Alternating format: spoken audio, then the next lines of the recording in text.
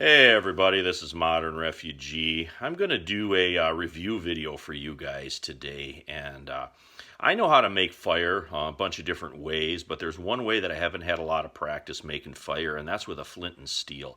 So I wanted to try my hand at making a flint and steel fire, so I went and I ordered myself a flint and steel kit from Townsend's.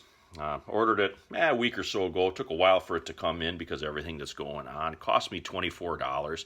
And what I'm going to do is I'm going to practice with this, and I'm going to hopefully show some other folks how to use this as well, because a lot of the same principles with a flint and steel is the same as what it is with a ferro rod, using char cloth and tinder bundles and stuff. So I'm going to take this camera down and I'm going to show you what came with the kit, and hopefully get a few videos of me messing around with this stuff and making some fire. But just stick around, guys. And here's the items that came in the Townsend's Flint and Steel kit. The first thing here is this small booklet. It's got 8 pages. It covers stuff like tinder and technique. It's written in a real simple way to understand what to do to make a fire with a flint and steel. The next thing is it's got a large tin in here, and that large tin contained the steel striker and then 2 pieces of flint. And I've already gotten rammy with it, so I've already dented the top of it. But I'm going to probably punch a hole in the top of that and use that larger tin to make my char cloth. I also got a smaller tin, and I imagine the smaller tin here will be to keep the tinder in, is what I'm going to use it for. It also came with a few pieces of char cloth. Now, I already make my own char cloth, so that's probably not as important to me as the rest of this stuff. And then it came with a fair amount of jute twine here for making little tinder bundles and stuff. So I'm going to have fun using this. I've never really used jute here for a tinder bundle, but I'm going to rough some of that up and I'm going to try it. And I'm also, like I said, going to punch a hole in the top of that tin there and see if I can't make a little char cloth with that tin as well. Well, when I start messing around with this stuff here, I'm going to stop a couple times, do maybe a couple short videos on how all this stuff works for me. And here's my stack of wood that we're going to try to start with this flint and steel kit. All I did was put a couple pieces of a hardwood down and then a couple pieces of kindling across the top and covered the whole thing with wood shavings. Alright guys, I got my jute twine here that I got ratted up. I made a couple little bird's nests like this with it. Took a little dry grass from out back to make the nest just a little bit bigger. Got my piece of char cloth laying on my flint here. See if I can't get this to light.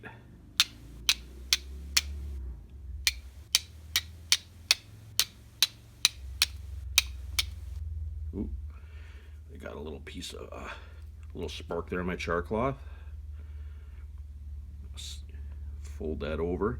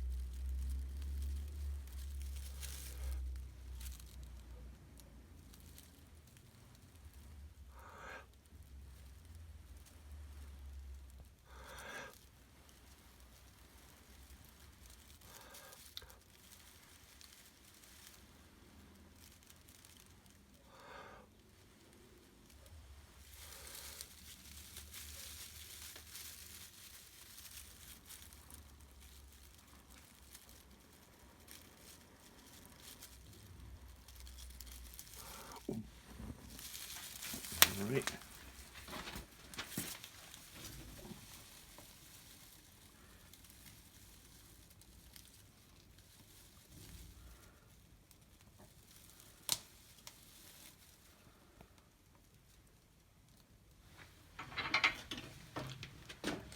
And there we have our fire in the wood stove. Alright guys, I'm going to try making some char cloth now with my tin. All I did was take a small nail and a hammer, and I poked a small hole in the center of the larger of the two tins. And then I took a piece of denim and I cut it up. It was just from an old pair of jeans, and I loosely packed those squares into this larger tin. Now I'm going to put this in my wood stove on the fire, and I'm going to let this char down. Well, you can see there I'm starting to get a little smoke out of my vent hole on the top now that that's starting to heat up. When that smoke stops coming out of there, I'm going to take it and turn it upside down. I'm going to put it over here in this small area where there is no fire and it's just ash, so it can cool down and choke that oxygen off. But you can see there the smoke's coming out really, really good. That's exactly what I want. All right, my smoke stopped coming out of my vent hole in my tin here where I'm making my char cloth.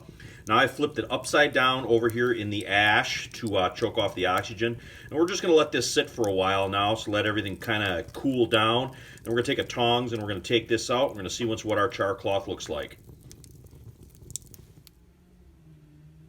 And here's the large tin after it's cooled down, and that's what our char cloth looks like. Now I'm going to see if I can't get this kit put together, and I'm going to show you how I'm going to carry it.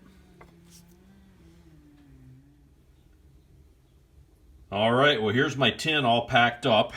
Take the lid off here. I got one piece of jute that I already got ratted up. And then I have my striker and my two pieces of flint in the bottom, and then this other tin here. I put my char cloth in, and I put about 6 or so pieces of jute on the bottom of it, and there's probably about 10 pieces on the top of that of char cloth, and that's basically how I'm going to carry this kit here in my pack, just like that right there. Hope you guys enjoyed this little review on Townsend's Flint and Steel kit here. This is exactly how I'm going to carry this bad boy in one of my packs, but just wanted to get my primitive on today and share this review with you guys of my new Flint and Steel kit. But anyway, this is Modern Refugee. I appreciate all my subscribers out there. Hope you guys are getting a little information, a little entertainment out of my videos, and you guys have a great day.